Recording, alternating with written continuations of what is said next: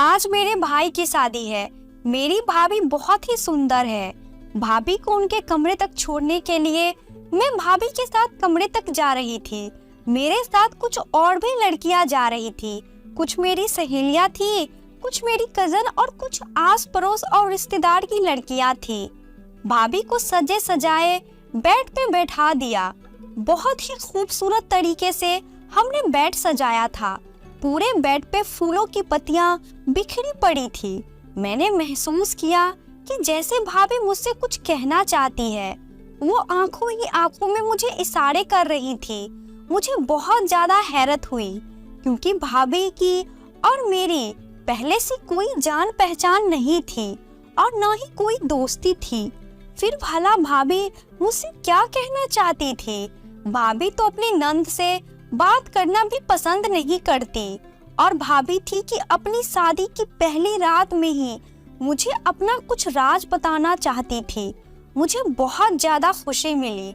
मैंने सारी लड़कियों को कमरे के बाहर भेज दिया और भाभी के पास आकर बैठ गई और मैंने मुस्कुराते हुए अपनी भाभी से पूछा, भाभी क्या बात है? आप मुझसे कुछ कहना चाहती हैं? मेरी बात सुनते ही मेरी भाभी दहाड़े मार मार कर रोने लगी। उनकी आंखों से आंसुओं की धार बह निकली। भाभी को रोते हुआ देखा मैं बहुत ज्यादा घबरा गई। मैंने कहा, भाभी आप रो क्यों रही हैं? आखिर बात क्या है? भाभी रोते रोते बोली, मुझे अकेला छोड़कर मत जाना। अकेले कमरे में मैं मर जाऊंगी। मुझे बहुत ज्यादा हैरत हुई। आखिर भाभी ऐसा क्यों बोल रही है? मैंने भाभी को दिलासा देते हुए कहा, भाभी आप क्यों रो रही है? आप डरिए मत, ऐसा कुछ भी नहीं होगा। भाई आपको बहुत प्यार से रखेंगे। वो आपको किसी भी तरह का कोई नुकसान नहीं पहुंचाएंगे। मेरी बात सुनकर भाभी और भी जोर जोर से रोने लगी। अब तो मुझे भाभी के इस रूप से डर लगने लगा। फिर मैंने सोचा कि हर लड़की के जीवन में ऐसा होता है। भाई आ जाएंगे तो भाभी खुद ही ठीक हो जाएंगे। मैं उठकर जाने लगी, लेकिन भाभी ने मेरे पैर पकड़ लिए। भगवान के लिए ऐसा मत करो, मैं मर जाऊंगी। मेरे जीवन में कुछ भी नहीं बचेगा, मैं बदनाम हो जाऊंगी। भाभी की बात सुनकर मैं बहुत ज्यादा हैरत से बोली, आपको क्यों अपमानित किया जाएगा? वो आपके पति हैं और फिर मेरा भाई कोई जंगली जानवर नहीं जो आपके साथ बुरा व्यवहार करेगा। वो बहुत प्यार करने वाला व्यक्ति है। तभी मुझे अपने भाई के कमरे में किसी और की उपस्थिति का एहसास हुआ। मैंने नजर घुमाकर देखा तो मेरे पापा खड़े थे। पापा बहुत ही नफरत से भाभी को देख रहे थे। भाभी पापा से नजरें चुराने लगी। कुछ पल के लिए भाभी और पापा की नजरें टकराई थी तो मैंने महसूस किया कि जैसे भाभी की आंखों में एक शिकायत थी।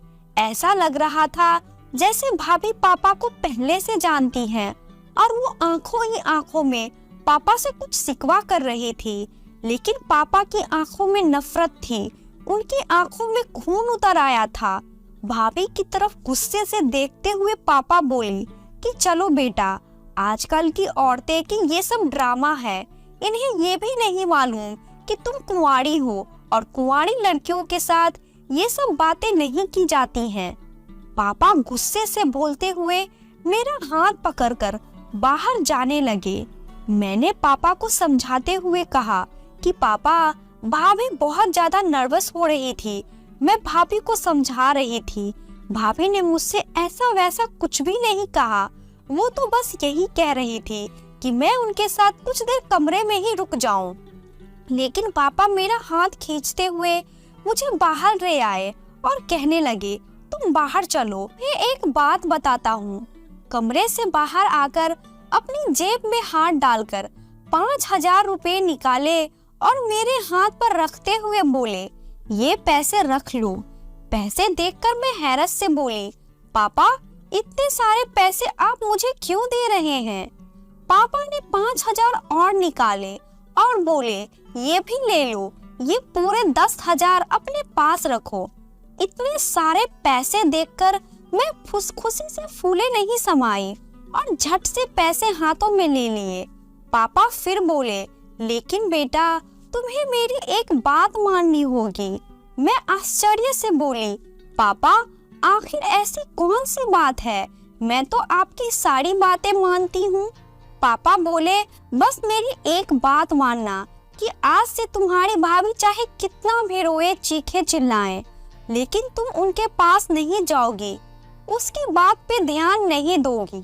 वो शादीशुदा औरत है, अपनी समस्या वो खुद ही सुलझा लेगी, तुम्हें उसकी समस्याओं में पड़ने की कोई जरूरत नहीं। अच्छा ऐसा करो, अब तुम जाओ यहाँ से। पापा की बात से सुनकर मैं हैरत से हाँ में सिर हिला दिया और वहाँ से जाने लगी। मैंने सोचा था कि पापा मेरे साथ ही आएंगे, लेकिन ये देखकर मुझे हैरत हुई कि पापा तो वहीं खड़े थे। जाते जाते मैंने मुड़कर पीछे देखा तो पापा भाभी के कमरे की तरफ जा रहे थे। मुझे बहुत हैरत हुई कि मुझे भाभी के कमरे से निकालकर खुद भाभी के कमरे में जा रहे हैं। मुझे बहुत गुस्सा आया और उसे गुस्से में मैं मम्मी के कमरे में आ गई। मुझे गुस्से में देखकर मम्मी ने पूछा, क्या बात है सुप्रिया, तुम इतने गुस्से में क्यों हो? मम्मी के इतना पूछने पे ही मैंने सारी बातें मम्मी को बता दी कि पापा ने मुझे तो भाभी के कमरे से निकाल दिया और खुद ही भाभी के कमरे में चले गए। आखिर भला ये क्या बात हुई? मेरी बात सुनकर मम्मी के चेहरे पे एक रंग आया और एक रंग चला गया। खुद को थोड़ा संभाल कर बोली, कोई बात नहीं सुप्रिया बेटा, वो ससुर है, अगर वो अपनी बहू के कमरे में चले भी गए तो क्या हुआ, तुम इतना मत सोचो। मैंने महसूस किया कि जैसे मम्मी परेशान है, लेकिन अपनी परेशानी को छुपा रही है। फिर मम्मी मुझसे बोली, सुप्रिया ऐसा करो, अब तुम जाओ अपने कमरे में जाकर सो जाओ, बहुत रात हो चुकी है। मम्मी की बातों से मैं संतुष्ट नहीं हुई थी। जो बात मेरे दिल में बैठ गई थी वो निकल ना सकी। आखिर पापा मुझे भाभी के कमरे से निकालकर खुद भाभी के कमरे में क्यों गए? इन्हीं सोचों विचारों में उलझी हुई मैं कमरे में आ गई और सोने की कोशिश करने लगी, लेकिन नींद मेरी आंखों में नहीं आ रही थी। भाभी का रोता हुआ चेहरा बार बार मेरी आंखों के सामने आ रहा था। आखिर भाभी इतना परेशान क्यों थी? वो इतना क्यों डर रही थी? मुझे आस प्यास लगी तो पानी पीने के इरादे से मैं बाहर किचन में आई। बाहर हॉल में देखा तो भाई सोफे पे बैठे हुए थे, कुछ परेशान दिख रहे थे और सिगरेट पी रहे थे। थोड़ा पास जाने पे मैंने देखा कि उनकी आंखों में आंसू भी थे। मेरे दिल को धक्का लगा। भाई को तो इस वक्त भाभी के पास होना चाहिए था और भाई बाहर हॉल में बैठे हैं। इसका मतलब भाई भाभी से खुश नहीं है। मुझे भाई से बहुत हमदर्दी हुई। भाई के पास गए और भाई से पूछा, भाई आप इस वक्त बाहर क्या कर रहे हैं? आपको तो भाभी के पास होना चाहिए था। मेरी बात सुनकर भाई ने मुझे गुस्से से देखा और बोले, तुम भी आई पापा की चमची बनकर, जाओ यहाँ से, मुझे मेरे हाल पे छोड़ दो। लेकिन भाई आप ऐसा क्यों कह रहे हैं? मुझे पापा ने नहीं भेजा, मैंने तो आपको यहाँ परेशान हाल में देखा इसीलिए चली आई। भाई गुस्से से बोले, चली जाओ यहाँ से, मेरी आंखों में आंसू आ गए। मैं वहाँ से पलटने ही वाली थी कि तभी भाई बोले, अच्छा सुनो, किचन से माचिस ला दो।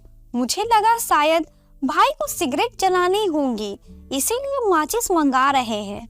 मैंने किचन से माचिस लाकर भाई को दी, लेकिन ये क्या, भाई की हरकत से तो मैं दंग रह गई। भाई ने माचिस जलाए और पापा के दिए हुए उपहार को जलाने लगे। पापा ने भाई को एक बहुत ही प्यारी सी शेरवानी गिफ्ट की थी शादी में पहनने के लिए, और भाई वही शेरवानी जला रहे थे। मैं एकदम हक्का बक्का रह गई। जल्दी से आगे बढ़ी और आग को बुझाने की कोशिश करने लगी। आग को बुझाते बुझाते मैं बोली, भाई आप क्या कर रहे हैं? पापा ने इतने प्यार से आपको गिफ्ट किया है और आप उसे जला रहे हैं। तभी भाई अचानक गुस्से से बोले, सुप्रिया चली जाओ यहाँ से। मुझे कोई भी सवाल जवाब करने की जरूरत नहीं है। अभी के अभी मेरी आंखों के सामने से चली जाओ। भाई का गुस्सा देखकर मैं थर-थर कांपने लगी और रोते हुए अपने कमरे में आ गई। पूरी रात मुझे नींद नहीं आई। कहीं 5 बजे जाकर मेरी आंख लगी, लेकिन सुबह 6 बजे ही मेरी आंख फिर से खुल गई। बाहर आई तो देखा पापा बहुत ही संजीदगी से सोफे पे बैठे हुए थे। मुझे देखते ही बोले, मैं तो अपनी बहू के लिए नाश्ता बनाने जा रहा हूँ। असली बेटियां तो बहुएं होती हैं, बेटियां तो पराई धन होती हैं। पापा के पीछे पीछे मैं भी किचन में आई तो देखा पापा सचमुच भाभी के लिए नाश्ता बना रहे हैं। मुझे देखकर हैरत हुई, आखिर पापा को भाभी की इतनी फिक्र क्यों है। मैं पापा से बोली, पापा आप भाभी के लिए नाश्ता क्यों बना रहे हैं और आपको भाभी इतनी फिक्र क्यों है। मेरी बात सुनकर पापा बोले, वो मेरे बेटे की बीवी है, अगर मुझे उनकी फिक्र नहीं होगी तो किसकी होगी। तुम्हारी माँ तो वैसे ही जहर उगलती रहती है, क्या भरोसा नई बहू को नाश्ता बनाकर दे या ना दे। इतने में मम्मी भी आ गई। वो कुछ बुझी बुझी सी लग रही थी। मुझे हैरान परेशान खड़ा देखकर और पापा को नाश्ता बनाते देखकर मुझे समझाते हुए और टालते हुए बोली, ऐसा करो सुप्रिया बेटा, तुम बाहर जाकर इंतजार करो, मैं तुम्हारे लिए नाश्ता बनाकर लेकर आती हूँ। घर में सब कुछ बहुत ही अजीब हो रहा था। मुझे कुछ भी नहीं बताया पा रहा था। मेरे सर में हल्का हल्का दर्द भी होने लगा। मैंने अपने दिमाग से सारी बातों को निकालते हुए अपने सर को झटका और अपने रूम की तरफ बढ़ने लगी। तभी कमरे से भाई और भाभी को निकलते हुए देखा। भाभी ने सफेद रंग के कपड़े पहन रखे थे, कोई श्रृंगार नहीं किया था।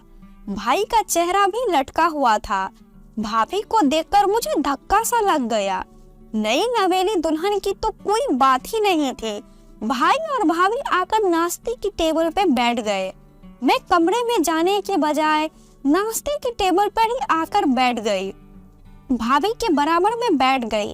अभी पूरी तरह बैठी भी नहीं पाई थी कि तभी पापा गुस्से से बोले, सुप्रिया मैंने रात को तुम्हें क्या समझाया था कि तुम इस मामले से दूर रहना।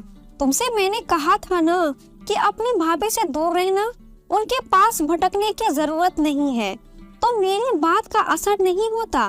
शरीफ लड़कियां ऐसी नहीं होती हैं कि उनके माता पिता जो बात कहे उसे न माने। अपने बाप की बात मानना तो तुम्हारा फर्ज है। पापा की बात सुनकर भाई ने बहुत ही गुस्से से पापा की तरफ देखा और बोले, पापा हम लोग इतने शरीफ भी नहीं हैं। पापा ने भाई की बात तो सुनी लेकिन उसे अनसुना कर दिया। मैं उठी नहीं, बैठी रही और नाश्ता करती रही। अभी नाश्ता करते हुए 5 मिनट ही हुए होंगे कि तभी बाहर दरवाजे पे किसी ने दस्तक दी।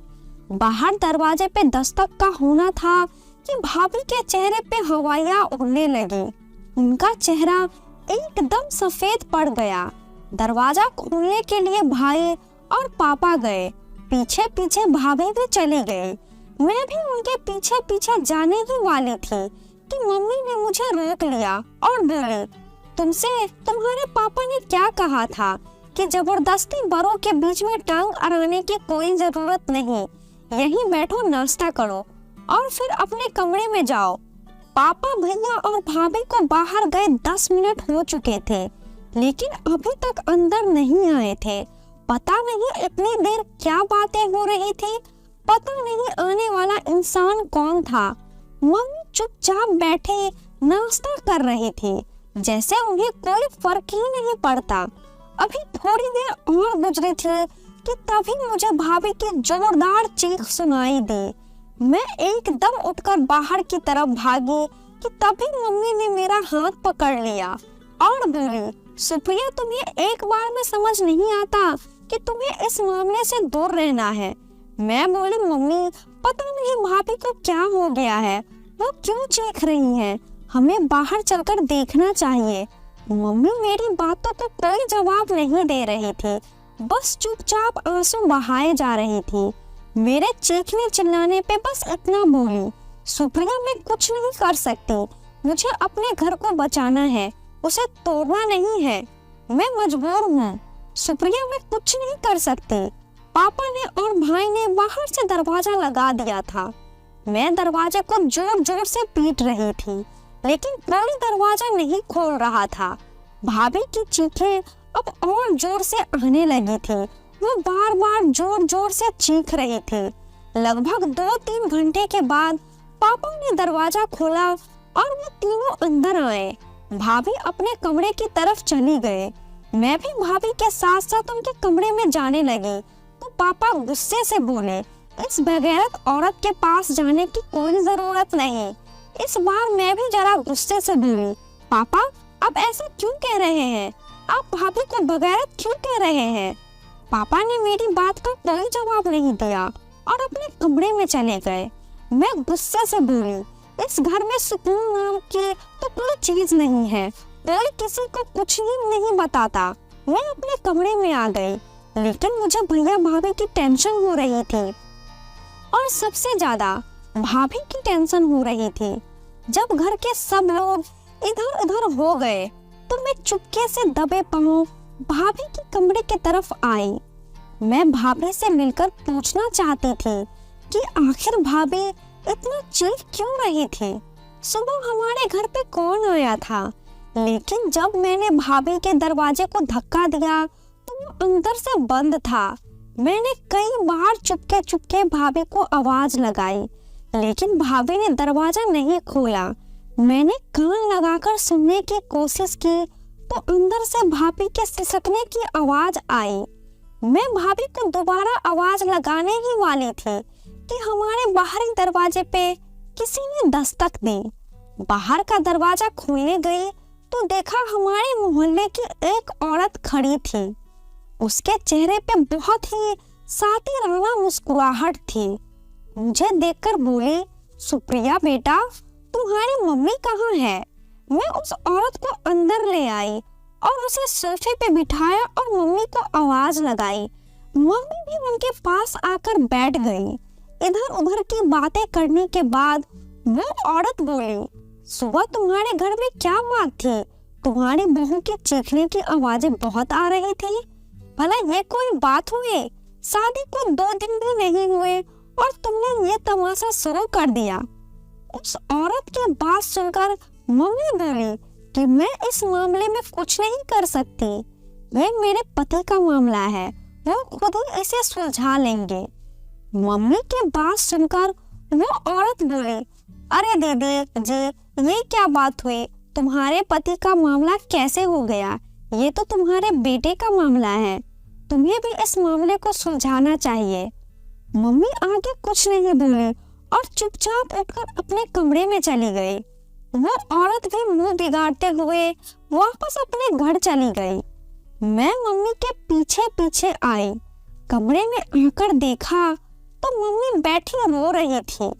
मैं मम्मी के पास आई, उन्हें चुप कराने लगी। मम्मी क्या बात है? आखिर इस घर में चल क्या रहा है? कोई मुझे कुछ बताता क्यों नहीं? मेरी बात सुनकर मम्मी बोली, सुप्रिया तुम अभी छोटी हो, इस मामले में मत पड़ो, तुम्हारे पापा सब कुछ संभाल लेंगे। इतना कहकर मम्मी चादर ओढ़कर लेट गई। कुछ देर तक मम्मी के पास बैठी रही, फिर मैं बाहर आ गई और बाहर सोफे पे आकर बैठ गई। मुझे 5 मिनट ही हुए थे कि भाभी अपने कमरे से बाहर आए और फिर मुझसे बोली, सुप्रिया मुझे एक पेपर और पेन दे दो। भाभी आप पेपर और पेन का क्या करेंगी? मेरे पूछने पे भाभी मुझे गुस्से से घूरने लगी। मैं चुपचाप पेन और पेपर लाकर भाभी को दे दिया। कागज और पेन लेकर भाभी कमरे में चली गई और अपना दरवाजा बंद कर लिया। मैं भी अपने कमरे में आराम करने के इरादे से आकर लेट गई। घर में क्या चल रहा था मुझे कुछ भी समझ में नहीं आ रहा था। शाम को भाई ऑफिस से आए तो उनका मुंह भी लटका हुआ था। बिना खाना खाए वो अपने कमरे में चले गए। अभी कुछ ही देर गुजरी थी कि जैसे घर में अचानक तूफान सा आ गया।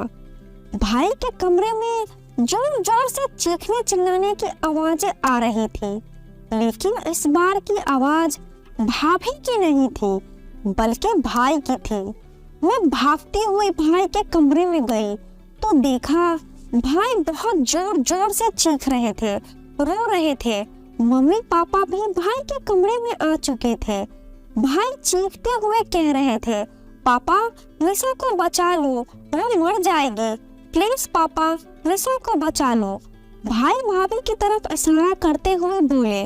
मैं भाभी के पास गई तो देखा वो अंधे मुंह पड़े हुए थे और उनके मुंह से खून निकल रहा था, जिसे देखते ही मेरे मुंह से चीख निकल गई। भाई जोर जोर से चीखते हुए पापा से कह रहे थे, प्लीज पापा निशा को बचा लो, हमें इसे हॉस्पिटल लेकर जाना चाहिए। लेकिन पापा बोले, नहीं नीरज, हमें इसे हॉस्पिटल लेकर नहीं जाएंगे। इसने अपनी मौत को खुद बुलाया है, वह अपनी मौत की खुद जिम्मेदार है, इसने खुदकुशी की है, हमें इसे हॉस्पिटल लेकर नहीं जाएंगे। इतना कहकर पापा ने आगे बढ़कर भाभी की खुली हुई आंखों को बंद कर दिया। भाभी अब इस दुनिया से जा चुकी थी। वे चीखें मार मार कर रो रहे थे, मम्मी की आंखों से आंसू बह रहे थे। भाभी इस दुनिया में नहीं थी।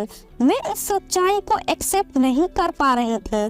भाई एकदम बेदम होकर बेड पे गिर पड़े थे। मैं भाभी को देखकर जरा कतार हो रही थी। भाभी का वो मासूम सा चेहरा बार बार मेरी नजरों के सामने आ रहा था। भाभी कैसे मुझसे रो रो कर कहती थी कि प्लीज मेरे पास से मत जाओ, मैं मर जाऊंगी। और आज सचमुच भाभी मर गई थी। सब परेशान खड़े पापा के चेहरे पे गहरी खामोशी थी। तभी उन्होंने भाई से कहा, नीरज निशा के घर वालों को फोन कर दो, इसे आकर ले जाएं। भाई ने निशा के घर वालों को फोन कर दिया। भाभी के घर वाले भी चले आए थे। गुस्से से चीखते चिल्लाते और भाई पे इल्जाम लगाते रहे, हमारी बेटी को तुमने मारा है, तुमने ही उसके कातिल हो। हमारी इतनी सुंदर सी बहन, कहाँ तुम मारे से शकल सूरत के आदमी चढ़ते थे। तुम हमारी बेटी से, क्योंकि लोग कहते थे कि घर के पहलू में लंगूर, शायद इसीलिए तुमने हमारी बेटी को जान से मार दिया। जब उसको रख नहीं सकते तो उसको ब्याह कर इस घर में लाए ही क्यों थे। हम अपनी बेटी का पोस्टमार्टम करवाएंगे, पुलिस में रिपोर्ट करेंगे कि तुम हमारे बेटे के कातिल हो। भाभी के मायके वाले भाई को धमकाकर और इन पे इल्जाम लगाकर जा चुके थे। पापा भी किसी गहरे सोच में डूबे हुए थे। पापा ने हम सभी को भाभी के कमरे से बाहर निकाल दिया और कहा, तुम सब लोग बाहर जाकर बैठो। हम सबके बाहर जाने के बाद पापा ने अंदर से कमरा बंद किया और अंदर ही बैठ गए। यह बात मेरी समझ के बाहर थी कि पापा बंद कमरे में अंदर क्या कर रहे हैं, वो अंदर क्यों बैठे हैं। भाभी के मायके वाले भाभी की बॉडी को ले गए थे, लेकिन पापा अंदर कमरे में बंद बैठे थे, न बाहर आ रहे थे और न अंदर किसी को आने दे रहे थे। कुछ देर में हमारे घर पुलिस आ गई और भाई को उठाकर ले गई। बहुत देर पूछताछ करने के बाद पुलिस ने भाई को छोड़ दिया।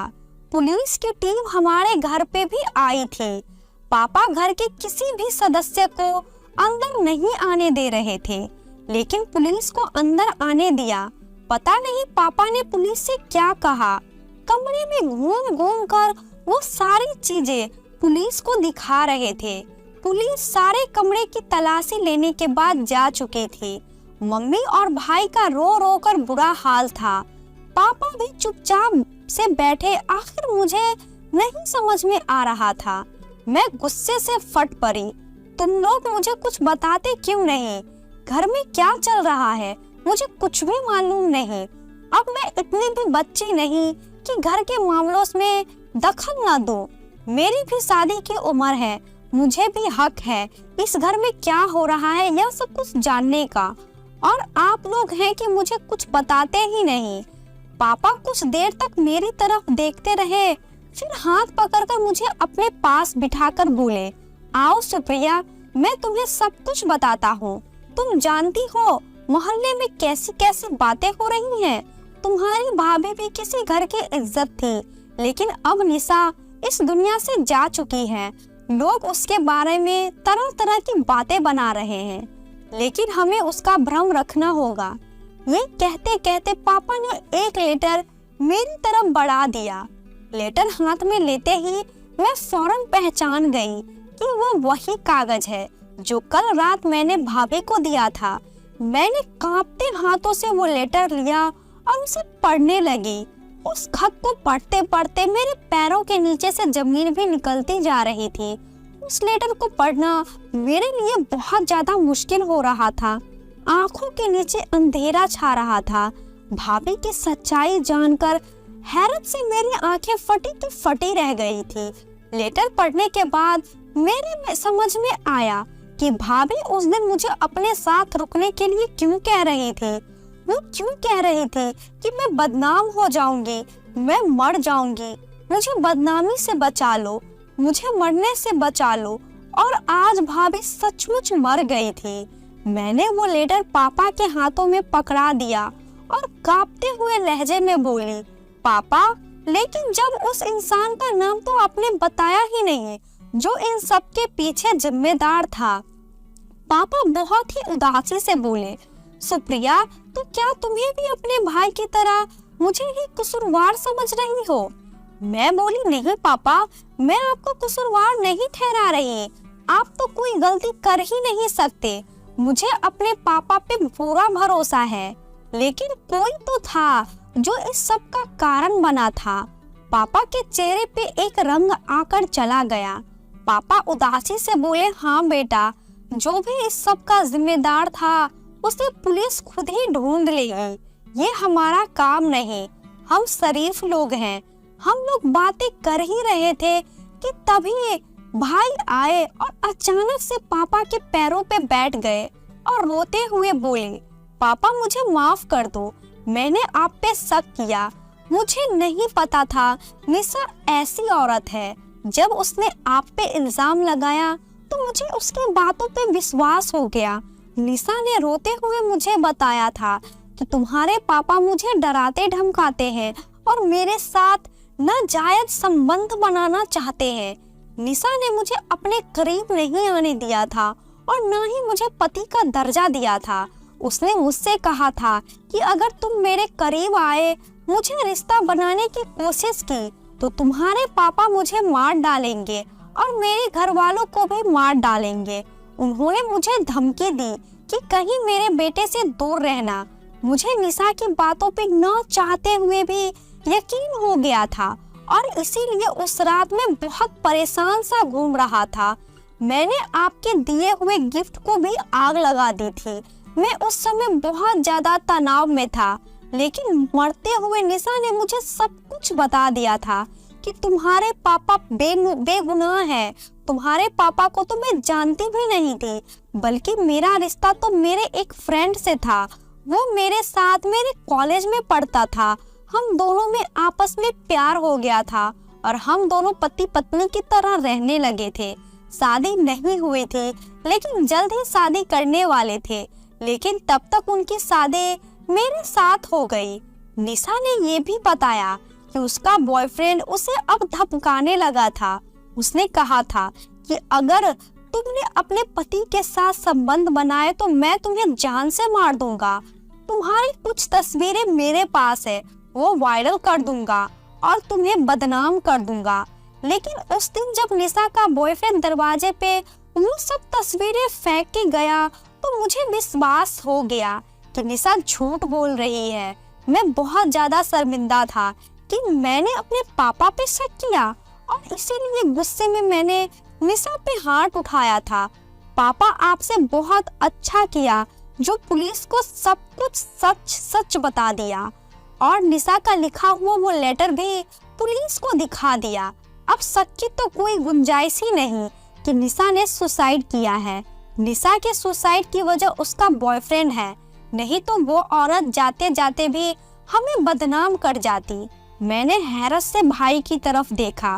तभी अचानक से मैंने पापा से पूछा, लेकिन पापा, आपने मुझे भाभी के कमरे से निकालकर खुद भाभी के कमरे में आप क्यों चले गए थे?